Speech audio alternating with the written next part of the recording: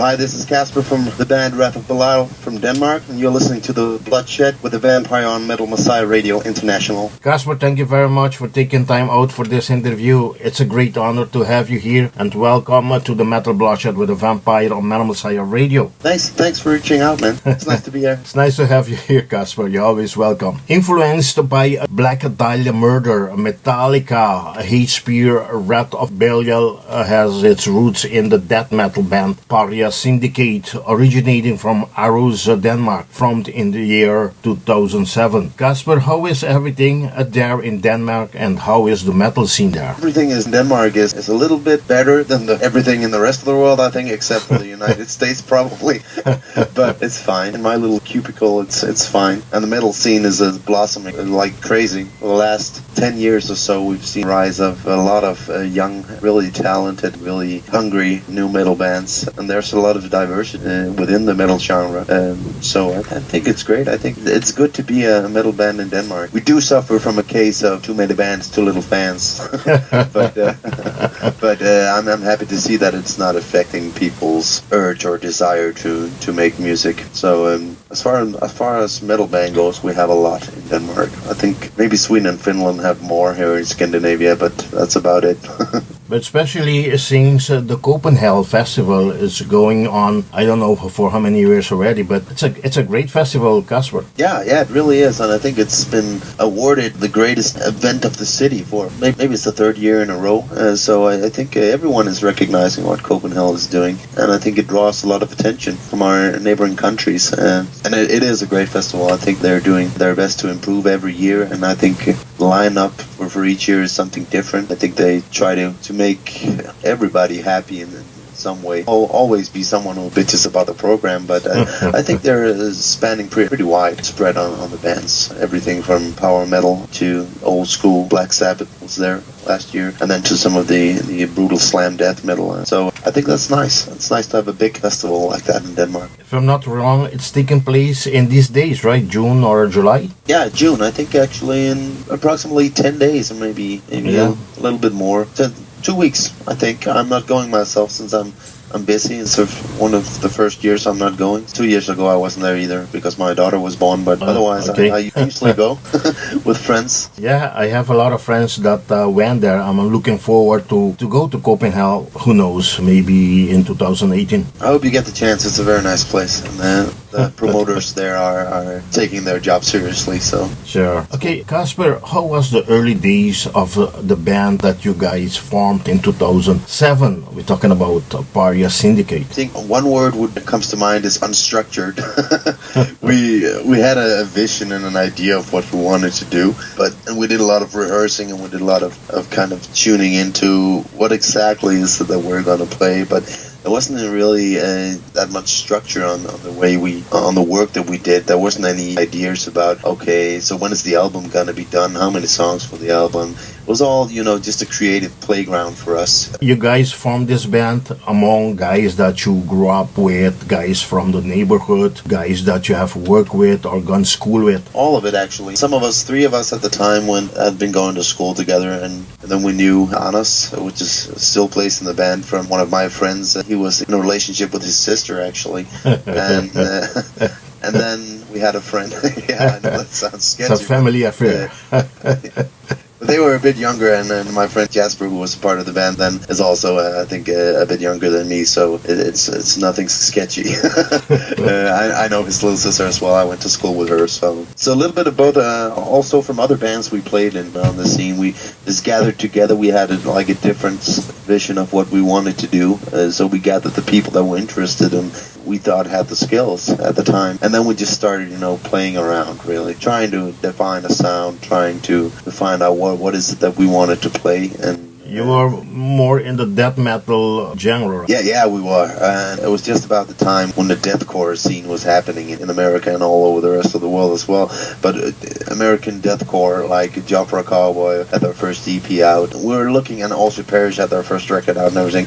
And then we were listening a lot to that, and I was thinking that might be something that we want to be in the same vein as that. That changed over the years, so I don't think we're a deathcore band at all today. But to start with, we were were looking at that for influence, not to be a pure deathcore band at all, but we had some influence there, and we also had some influence from a lot of what was happening on the Danish scene, the thrash death metal from Hatesphere. I don't know if you know them. Sure. A lot of that was really big on the metal scene in Denmark back then, so we looked up to those guys. I remember you released an EP in 2008, and Blood Shall Rain from Heaven, independently, which widely recognized by various web magazines as well as the Danish music magazine GAFFA. I mean, how was this release gone for the band, and were you all happy with the recognition received? Yeah, we were happy with it. I think at the time we thought we deserved even more than we got, but overall, yeah, we were happy, and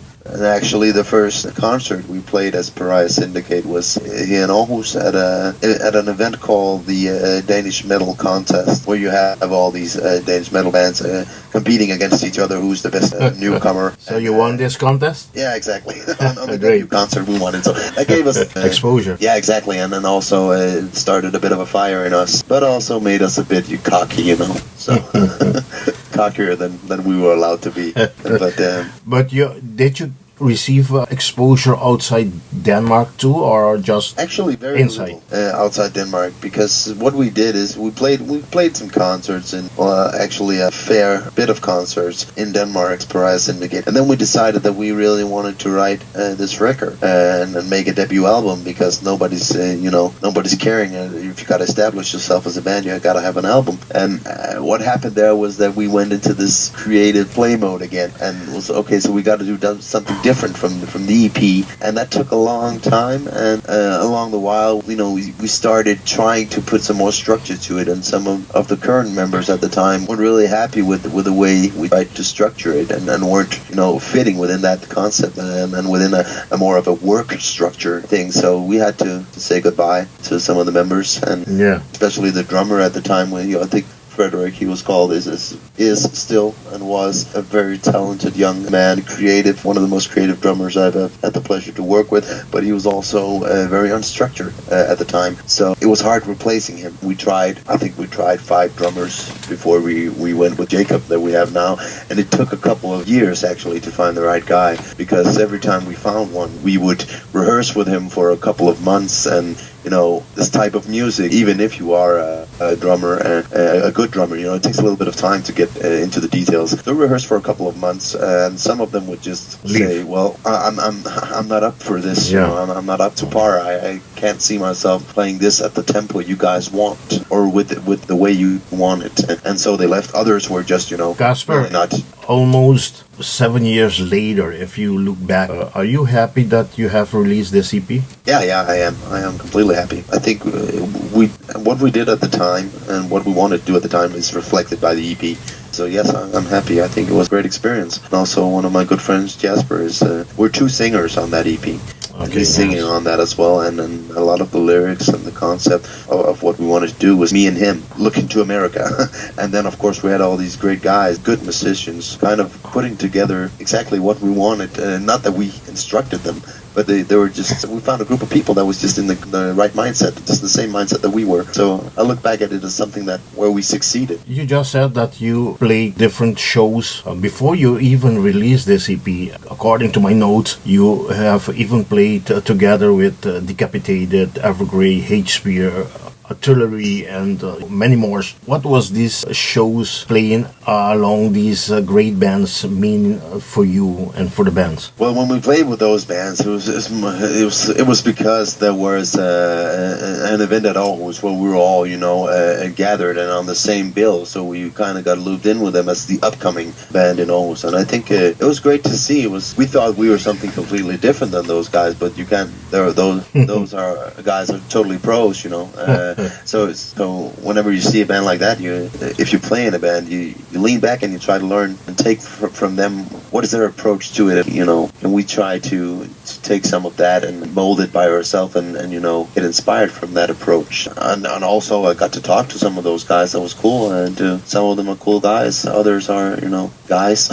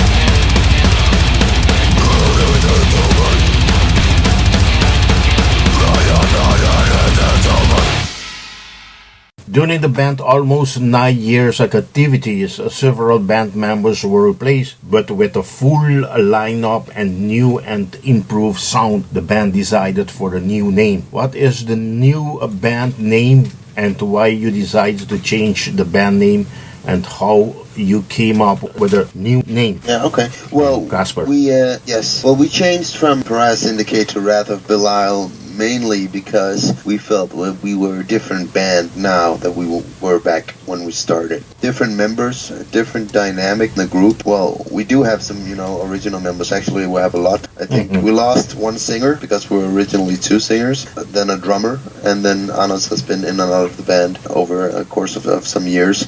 But we felt that we were another band. The chemistry was a bit different. The songs and the style we play now is a lot different. Our approach to songwriting and our approach to being musicians is different. So we felt that it was time to reinvent ourselves. So, before you continue, for people to understand, for the fans to understand, you switch from a death thrash metal into a more melodic death thrash, right? Yeah, exactly. We incorporated some more melodic elements, and we shed ourselves from whatever core or deathcore or metalcore elements we had previously, and then try to, exactly. And we feel that we've improved the songwriting as well by doing that, and the dynamic of the songwriting. So a bit more melodic, actually a lot more melodic today than we were, and a lot more intelligent, I would say, a lot more intelligent songwriting. So. And how about the name? Well, the name came basically because we knew we wanted something that kind of expressed some raw emotion, and we tried to visualize by our name what kind of expression is in the music, and that is almost an incomprehensible anger towards different subjects, right? And also, I am a sucker for the bit satanic names, so we had a lot of names. I gotta tell you, we had. When I saw the band name as a Wrath of Belial, I was looking if it's a black metal band song name, Yeah. Well, actually, a lot of people ask if we have anything to do with black metal because of the satanic aspect of the name. The satanic part is much more, just of expressing that this is a very fierce, raw emotion that lies behind the creative process that we have. Please introduce the band, and are the band members active in other bands? Yes, I could. First of all, Jonas, good friend Jonas, who I started this band with and who I also went to school with and played in various other bands with, plays the guitar and is, as of now, I think our main songwriter, together with Henrik, the other guitarist who I also played with for 15 years, I think. But Henrik is a bit more of he stands outside and thinks outside the box. So everything on the record you hear, you think, well, this is something that's... No, this is not the typical metal. It will probably be Henrik who wrote that. Aarhus, I've known since started playing in Pariah Syndicate. I've known his little sister even longer. That's also 15 years. And Jacob, I've known for only a couple of years, actually. Plays in another Aarhus band called Succeed, which is also active, and which my good friend Jasper is also playing in that band. He's the lead singer in that. So, who am I missing? Oh, yeah. I think Henrik is playing in a rock band. Right now I can't remember the name. I think it's changing a little bit. But he's a singer and a guitarist in a rock band. Aarhus and me are playing in Death Comes Pale. And of course Jacob, as I said before, is playing in Succeed. Just another, I wouldn't call them death metal, but it's definitely an extreme metal band from Aarhus as well. Wrath of Belial released Blood-Stained Rebellion on May 26, 2017 via Prime. A decade-old Wrath of Belial, who have been honing their sound on the Danish underground metal secret up until the release of the debut album Blood-Stained Rebellion. The album opener, Traitors, blast forth all the fury of early the Black Dahlia Murder, especially in the drummer of Jacob Tormentor Jorgensen, Kasper Hornstrup, acidic mid-range screams and deep growls, and to this vibe. What elevates this song above that influence lies with the incredible fretwork of guitars of Jonas Thompson and Henrik Saxon, whose chorus riffs remind me of Sideworks, the Chain Heart Machine, and the killer bass line of Anders Tichman. Kasper, how was the work gone in order to release this great album out, and could you explain the melody or text of some of the songs on this great album. How did you choose the album name? Yeah, well, that's a lot of questions. So I started something I find funny. I remember those words you just read there as from a review, and they're connecting us with solo work. And actually, the guy playing the drums on the record is a session drummer, a friend of ours called Bastian Tuskal, who went into the studio and nailed the drums in 2 days, I think, for this album. And he is currently the new drummer of Soilwork. So, that's funny. Yeah. No, that's very coincidence, I would say. Yeah. I don't think they sound anything like Soilwork, but it's funny that they mention it. And well, the process has been great. I think the recording process has taken very long, and we've learned from some of our mistakes, and we suffer from being very perfectionist about our expression, and also wanting to sound, well, production-wise, a bit different than others. So it's been a long process. And as far as putting it out, it says Prime, but actually Prime is only, as of the moment, doing our PR and on our promo for it. We are actually putting this out ourselves on digital platform, both as digital downloads and physical form, as well as you know. Okay, but what's the job of Prime relating to this release? What Prime is doing is they're promoting us. They're making sure that our album gets reviewed. They're making sure that we are, taken care of by different YouTube channels and get on the playlists on Spotify and everything like that. Everything according to the digital streaming. Just marketing them. Services. Yeah, exactly. They're the mom. You guys are taking care of distributing the album or schedule the band for the concerts? Yeah. All that is ourselves doing that. So and also we own all the rights to our own music. So there's a freedom in that. But it's in terms of distributing other than digitally, we do that ourselves. We make the t-shirts or have the t-shirts made ourselves, and we get in contact with artists who can make artwork ourselves, and everything are a part of that process as well. We are actually doing a lot ourselves. Prime is a marketing. So in other words, you're still independent. Yeah, exactly. We're just a small band, and then Prime isn't making, as of now, isn't making any money off of us, and I think they know that because this is our debut album with this band. So maybe if we take off, we're singing a different deal, and we might be as well. But as of now, I think everybody is happy. Okay, but I think now it's too early because the album has just been released in May, so we know in the first weeks of June. And how has the album sales gone so far? Well, that's actually, that's not hard to say. The album sales are what we expected. I think we've sold, what do we sell? You don't have to say, a specific figure. Do you think it's going good? It's going like what you guys are hoping to? Yeah. As of now, I think we're happy that people are just buying it because it's available on every streaming service you can imagine. So you might as well just stream it for free, and that's good if you do. But actually, we're using Bandcamp primarily for the digital distribution, and people, it's awesome that this platform exists, and there are actually more than I expected that has bought the album. So we're happy with that. Yeah, if you want to elaborate a little bit on some of the songs that yourself can choose out of the 11 ones on the album. Yeah, I'll take 2 songs because I think they represent something differently. I'll tell you, our first single, Traders, was I think the first song that we wrote after we changed members in the way of going from 2 lead singers to 1 lead singer. That's the first song I wrote where it's only me supposed to be on vocals. And it's also one of the songs that follows a specific formula of songwriting. You have this intro, verse, chorus again, and then the middle part and an ending, right? Other songs, such as Aftermath for Tyrant, which is our 3rd single, was written for 2 singers. So that means it's a bitch to sing because I don't get very much time to breathe in that. But also it's a very non-typical death metal song. The drums are a bit different. This is one where Frederick, our first drummer, actually did something that was very out of the box, which showcases his creativity. And it's chaotic, but it's groovy. It's melodic, but it's so very percussive and hard-hitting and rhythmic. So, and as far as the lyrics goes, both of those songs are somewhat of political songs. songs. Traitors is mainly aimed at the people responsible for the financial crisis in 2008 and how they fucked us all over, and nobody really got to pay for that. And Aftermath of a Tyrant is about the George Bush administration in 2001. So, but I mean, what you're writing about is political stuff only what happens in Denmark or globally? I try to do it globally.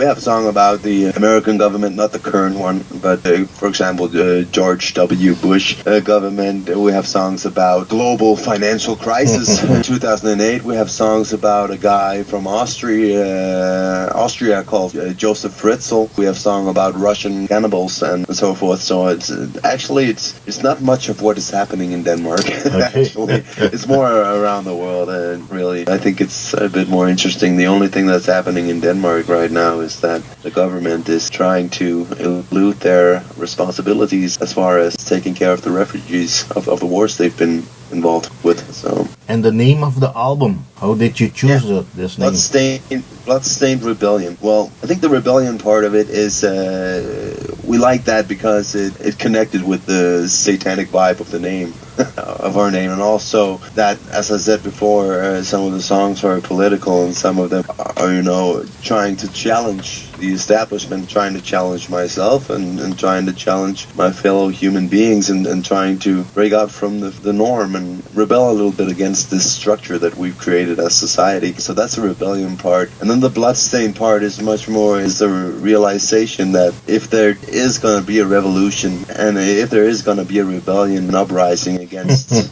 what we have, I don't think it will be a peaceful one. I hope that it will, but I don't think it will. So it's more of, a statement that kind of binds the songs together and then kind of, what's that called? Kind of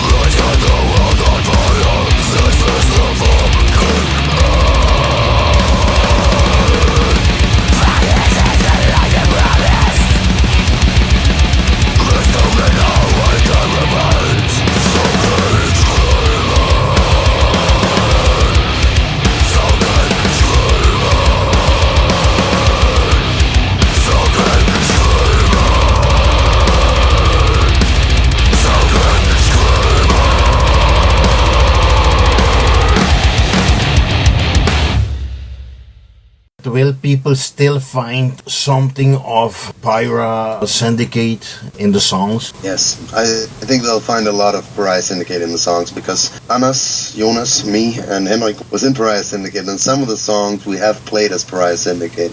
We've just, kind of tweaked them and tuned them a little bit since we were Pariah Syndicate, but there's a lot of Pariah Syndicate in the songs. I think it would be impossible that there wasn't, because the songs are written over the course of the last, 5 years. So. And since you have released a Pariah Syndicate EP back in 2008, how long have you been working on this new album? For a fucking long time, but we've actually written a lot more songs that there is on the album, but we do cut some of them out, and we've been rewriting the songs. So the songs on the album, in the form that they have now, I think we've been working on those for approximately 3-4 years, and that includes trying 3 different drummers, and ending up with Jacob as we have now. So. Yeah, and then of course recording the album, and I recorded the vocals twice because I wasn't happy with the first sessions, and then artwork, we did that twice because I wasn't happy with the first edition of the artwork as well. So it's been a long process. Songwriting, I think, took maybe 3 years all in all to have what we have now, versions of the song. Talking about the recording, the band recorded at that island studio with Marco Aghioni. Yeah, how was Italian Stallion. Yes. How was everything gone with Marco, and did you use more than one recording studio for the recording of Bloodstained Rebellion, and who did the mixing and mastering? With Marco, I've worked with Marco before in my other band, Death Comes Pale, so I knew him fairly well. Since I recorded with him with my other band, until we recorded with him for Wrath of Belial, he changed studios, so he went from a very small studio to a very big studio. First time he recorded at that island studio? No, I think he records a lot of bands. Oh, okay. He's a well-known. Yeah, he's a well-known producer in the Danish underground. So, and the process was, I liked the process. It was relaxed, and it was. He offers some creative input as well. And as far as the job with Bastian goes, that went good. It took 2 days for Bastian to record the entire drums on the record. So I think that shows a little bit of how well that worked. So we're happy with our time in Death Island Studios. But you use more than one recording studio? No, actually only one. Only one? For the recording. Well, for the recording of bass and drums. For the guitars, we did that ourselves. Henrik and Jonas did that themselves. At Hanson Studios? No, not at Hanson Studios, at home, really. Then I did the vocals at Henrik's studio. Okay. Because he has a studio with one of his family members. And then we sent all the material to Hanson Studios. And Jonas Hågensen mixed and mastered the record there in the Hanson Studios. You first work with Jonas? Yeah, Jonas Hågensen, it's another Jonas, did the mixing and the mastering of the album. He also plays in a Danish metal band. I think they're called Asphyxion, if I remember correctly. They're also playing in Melodic. It's a great band, by the way. So we knew him a little bit, and he decided, or we contacted him, and he said he would do it. Okay. And I think it turned out great. Tell us more on the cover artwork, and are you guys satisfied to have worked with Mark Bongard Hansen from Tiny Dots of Death? Well, first of all, let me just give you a little bit of a pre-story. We had another artist make work for the record, and I was always a little bit, let's tweak here and there, let's tweak this and that and this, and then it turned out, when the more I looked at it over time, the more, I got the feeling that this is not it, this is not what we're gonna do. So I informed the other guys, and I think Anas was agreeing with me. So we decided that we'd find another guy to do it, and that was Mark. And what Mark does, as his artist name implies, Tiny Dots of Death, is that he draws original drawings. So he's not, copy-pasting or mixing already existing photos together in Photoshop to make something. He's drawing, and he's doing it with dots, just all of the artwork is just tiny dots making the outline of this beast. That's, of course, why it's called Tiny Dots of Death. And we're already big fans of, at least I was, of Mark's work. He's done a lot of marketing material for local festivals and everything like that, where he draws everything from dying astronauts to Cthulhu and everything like that. So I'm very, very happy with this artwork, and I think it's a bit different for an album cover as well, seeing that the method that he uses is pretty unique, and I think it shows. What represent the drawing on the artwork? I mean, there's like this monster on top of all these skulls. Well, the monster represents Aarhus when he was long-haired because he works out a lot. No, no, the monster is, this incarnation of the fury and the anger and the wrath, if you'd like, and he's becoming stronger from everything that he consumes, from everything that he's fed from his surroundings actually, and that is the skulls he's standing on. Then he's crushing an angel and screaming into the face of what represents the good and the divine. And I think it's just it's an image that speaks volumes. You can interpret it all kinds of stuff into it, and then what you're hearing from me is just my personal interpretation. Mark might give you another one, Anas might give you a third one, and then as well. That's what it represents to me. It's that moment where you can see there's a fury and anger expressed. Talking about the meaning of this artwork, does it has to do with one of the songs on the album? No, not really, actually. No. What we did was that we gave Mark a lot of free hands. And we sent him the album, and then he of course had the name to go by, had the album, he had the lyrics, listen to the music, read the lyrics, and just get his own view of what we were like as a band, and then try to portray that. And I think he did it very well. But no, it's not a specific scenario in the songs. Okay, the band released Traders as a first single, a lyric video done by Scott Root, and later Mirror Fiend, and finally the third single, Aftermath for a Tyrant. Tell us about these videos, and were they all done by Scott Root, Kasper? Well, the first one, is the lyric video to Traders. What we sent, the way Scott works is that we send him all the artwork that we have for the album, and he pieces that together in a way that he sees fitting. And the more layers you have in the artwork, the more he's able to do with it, with a video. So Scott Rudd did that, and we were very happy with the outcome of it. And he also made us a stream video to Mirror Fiend, which is just, it's really just the artwork and the song title, and it's flashing a little bit and the song is playing. Third one, Aftermath of a Tyrant, is also a lyric video, a bit in the vein of what Scott Rudd did, but we had a different guy do it. His name is Martin Killick. He plays drums in my other band, Death Comes Pale, and in various other bands as well. A very great guy, and he's a graphic designer, knows his way around a computer and designs. So he offered to do that for us at a very reasonable price, and we happen to think it's awesome. It has a different style, a different tone, but there are some, it's recognizable. If you've seen Traders and you see that video, there's a red line between those two. Connect and see it's the same band. So yeah. Tell us about the show the band has played lately. How was it there? The shows done at Let the Rebellion Commence. That was last March. In April you did the Danish melodic. You played with the Danish melodic death metal band Crocell, that birthday party bash, and also you played at Aalborg Rock and Metal Festival last May. And have you done any CD release party? Actually, we haven't done any release party. We planned to do one, but I think it would be rushed for us, so we decided not to have a release party. And when we played for both in Odense and at the Crocell party, we already had our record with us, so people were able to buy it before the release party, and it kind of defeats the purpose a little bit that you're not launching everything on one night. Okay. So we decided to skip the release party for this, and then just play concerts really. And Odense, which was our first concert as Wrath of Belial with the new record, was great. They received us very well. Everyone, I don't think I've ever seen so many people at that place before. So that was nice. And that was when?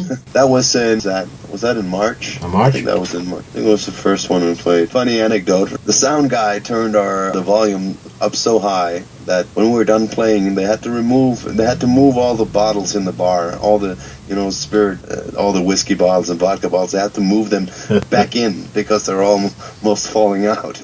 We were playing so loud. So that was cool, and we got great response. Crocell as a band, which has existed as long as Pariah Syndicate, but has been a bit more productive, to say the least. And they were celebrating a 10-year anniversary, and since we're friends, asked us if we wanted to come and play. Oh, great. And of course we would, to celebrate them. And I think that went well. It was a nice, evening. Everyone was, it was sold out, actually. Sold out show, and everyone was, having a great time, and all the bands knew each other from previous tours around Denmark and everything like that. So, cool night. Yeah, they had an album out last 2015, Prophet's Breath. Yeah, exactly. Great album. Those are great guys. I think they're actually recording. I think they're done recording a new album, awaiting to launch it, if I'm not completely mistaken. So yeah, great guys, productive guys. It's a good thing to get in touch with, I don't know, one of them, Tommy, Rasmus, or Andreas, I don't know, Asbjorn, whoever, do interviewing so I can start promoting them for the new album then. That might be a good idea. Yeah, ask them if they, interested in promotion. I don't know when the album drops, really. I just know they're making it. I don't even know if the mixing and the mastering is done, but I think the studio part of it is done. Well, you'll have to ask them, really. It was a great night. Yeah, it was a really fun night. Really, really fun. Anas got drunk, and he only does that every once or twice every 2 years. So that was fun. Okay, tell us more about the Aalborg Rock and Metal Festival. Aalborg Rock and Metal, yeah, that's a new initiative in Aalborg, which is nice because Aalborg... Is this a big festival? I didn't know about this festival. No, actually, it's very underground. It's a nice place. It's an old Tivoli, if you know that. It's an old venture park or something like that. That's in Copenhagen? No, it's in Aalborg. Aalborg is the name of the city. Yeah, exactly. Okay. So it's underground, new creative forces at work, a new generation of metal enthusiasts in Aalborg that are putting a festival together. We were very well received, if you ask me. Again, a lot of people, first couple of songs when you come in and they've never heard of the band before and everything like that, it's new. They always, start by checking you out the first couple of two or three songs maybe, and then, if you get the fists pumping by the third track, you've won them over. So, and that happened that night as well as it did in Odense on the first one. So, great night, great bands that played that night as well. We made some new friends But Kasper, do you introduce yourself as ex-Pariah Syndicate? No, we never. I think that's something that people, they write about it in the reviews of the record and everything like that. But it's never like, hi, we used to be Pariah Syndicate, now we're Wrath of Belial. And do you have on your set list songs of the EP and Blood Shall Rain from Heaven? No, not at all. At all? No. In that sense, it is a reinvention of the band. We don't want... It's not that we don't want to be associated with it. It's just not, it's not that band anymore to us. Okay. So we rose from Pariah Syndicate and became something different, and that's why we changed the name. And we became something new, something we think is better. No, you know why I'm asking this? Because since, like, say, in your country itself, that the people know Pariah Syndicate, it's much easier if you say, come on, we are ex-member of that band, so people will relate you right away. Yeah, but I think that's actually what we try to escape, this relation to what they knew us at, because we had the EP and we're happy with the EP for what it was at the time, but it was very much looking in a creative direction that we're not, looking into anymore. And so we don't want people to hear our name and associate us with that kind of Danish deathcore that we played back then. Okay. We want them to taste the new band and be, prejudice free when they do that. Loud and clear. Yeah.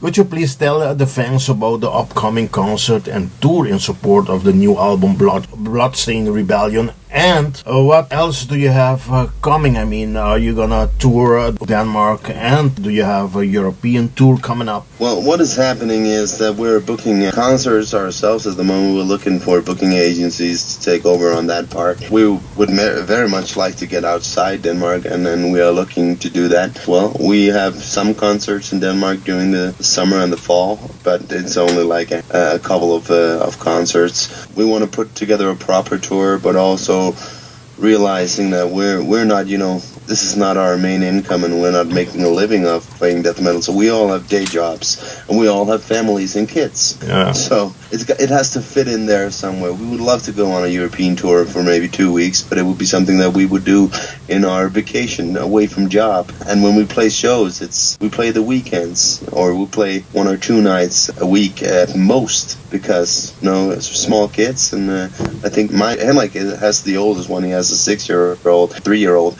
All the other guys, me included, has 2-year-olds down to 1-year-old, right? So got to be at home as well in these years.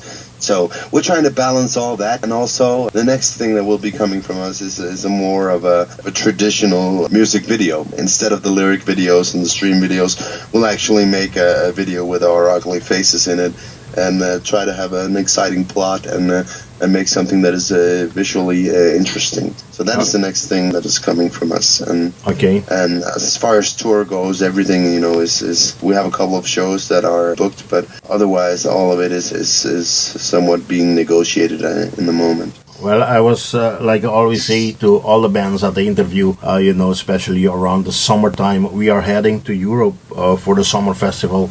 We was there for just a day last year in Denmark and in Copenhagen. Hoping, if something happened, that from there in Copenhagen, I will contact you, see if we can meet up in Aarhus or somewhere to have some drinks together.